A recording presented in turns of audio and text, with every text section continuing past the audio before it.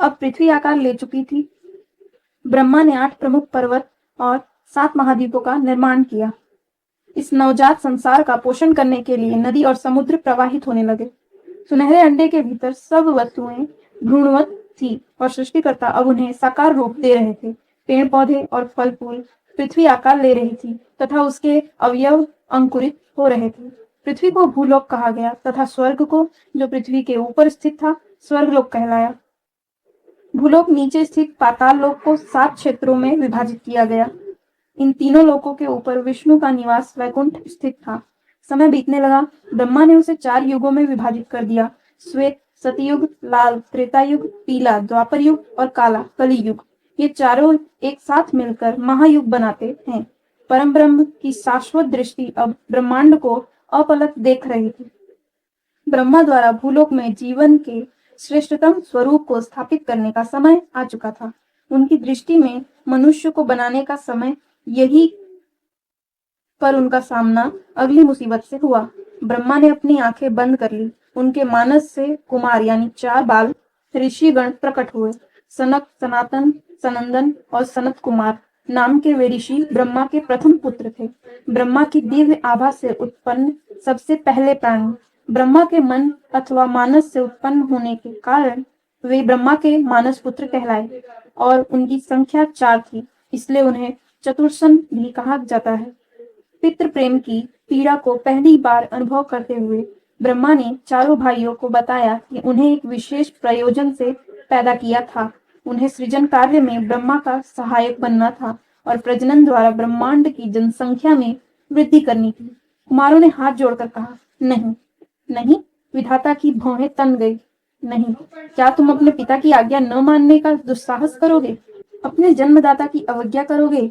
हमें क्षमा करें परमपिता, ऋषियों ने उत्तर दिया। हम आभारी हैं कि आपने हमें उत्पन्न किया है, किंतु हम जीवन और मृत्यु के चक्र तक सीमित नहीं रहना चाहते। जब हमारे चारों ओर फैला ब्रह्मांड असीमित है, तो हम इतनी सीमित वस्तु को समर्पित क्यों हो जाएं?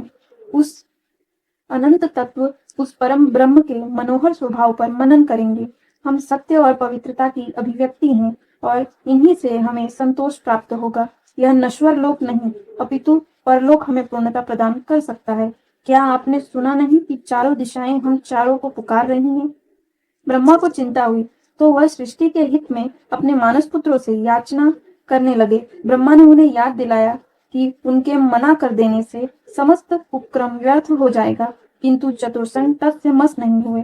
उनकी रुचि प्रचार करने से अधिक प्रश्न करने में थी।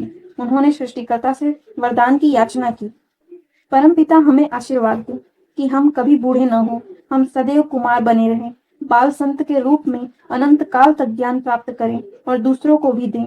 ब्रह्मा ने थोड़ा तर्क किया, किंतु वे अंततः मान गए। अपने मानस पुत्रों को जाते हुए देखकर ब्रह्मा को भीतर जबरदस्त क्रोध महसूस हुआ।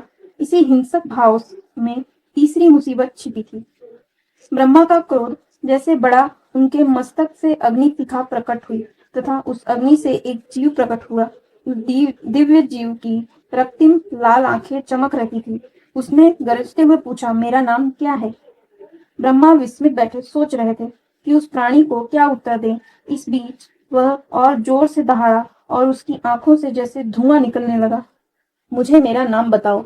रचयिता ब्रह्मा को याद आया कि रक्त और गर्जन दोनों का मूल रुद्र धातु होता है, इसलिए उन्होंने उत्तर दिया, रुद्र। मैं तुम्हें रुद्र नाम देता हूँ। रुद्र शिव थे, महादेव, परम ब्रह्म की एक और दिव्य अभिव्यक्ति। तमस गुण के अध्यक्ष शिव के प्रकट होने से जगत की त्रिमूर्ति पूर्ण हो गई थी। रचयिता ब्रह्मा, संरक्षक विष्णु और संहारक शिव।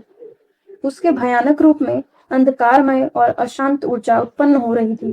ब्रह्मा ने हाथ जोड़कर भगवान को शांत किया और उनसे सृष्टि की प्रक्रिया में सहायता करने का अनुरोध किया। शिव सहमत हो गए और तुरंत एक के बाद एक जीव उत्पन्न करने लगे। ब्रह्मा के आनंद की कोई सीमा नहीं थी। उन्हें एक साथी मिल गया था जो सहजता से उनका बोझ साझा कर रहा था।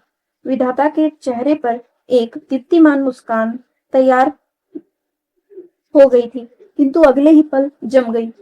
महारुद्र क्या कर रहे हैं? भगवान अपने आप को गुणा कर रहे थे। वे अपनी प्रतिकृति प्रकट कर रहे थे। एक एक करके रुद्र प्रकट होने लगे। जैसे दर्पण में अनेक छवियों या समानुक्रम उत्पादन चल रहा था। भ्रमित करने को यह पर्याप्त नहीं था कि वे सभी शिव की ही तरह अमर निकले। उनमें से हर एक अब 11 रुद्र ब्रह्मा के सामने खड़े थे। उन्होंने भयभीत होकर अपनी भुजाएं उठाई।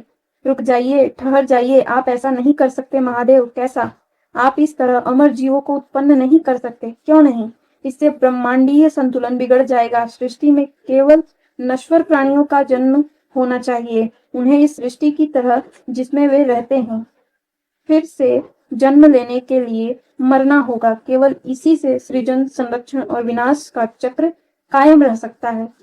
पृथ्वी पर रहने वाले प्राणी अमर नहीं हो सकते। क्या आप नश्वर प्राणियों को उत्पन्न नहीं कर सकते? शिव ने सिर हिलाया। मैं केवल अमर प्राणियों को ही उत्पन्न कर सकता हूँ। अगर इससे आपकी प्रक्रिया निष्प्रभावी होती है तो मैं इसका हिस्सा नहीं बन सकता। इससे बेहतर होगा कि मैं ध्यान में लीन हो जाऊं। 11 रुद्रों को पीछे छोड़कर जैसे ही शिव गए, ब्रह्मा ने रुद्रों पर दृष्टि डाली। एक और उनके मानस पुत्रों ने सृजन करने से मना कर दिया था और दूसरी ओर शिव ने अनेक प्राणियों को उत्पन्न कर दिया था। ब्रह्मांड को इस अभाव या प्रचुरता किसी से भी लाभ नहीं मिला। रुद्र अब आवास के लिए संघर्ष कर रहे थे, तो ब्रह्मा ने उनके लिए 11 स्थल निर्धारित किए। एक को हृदय दिया गया, 5 को ज्ञानेंद्रिया और शेष 5 को तत्व दिए गए। रुद्र चले गए और ब्रह्मा फिर से अकेले रह गए। वे अपनी इस भूल के लिए खुद को कोस रहे थे। वे इस बात को नहीं समझ पाए कि महादेव का कार्य विनाश करना है और वे सृजन नहीं कर सकते, और यह कि ब्रह्मा, विष्णु और शिव के बीच श्रम की विभाजन रेखा पवित्र है तथा सृष्टि उस रेखा को धुंधला नहीं सकती। सृष्टि की रचना करना केवल ब्रह्मा का कर्म है और उन्हें यह दायित्व वहन करना होगा। ब्रह्मा ने फिर से बागडोर संभाली, जिसने फिर अंतिम परेशानी के लिए मार्ग खोल दिया।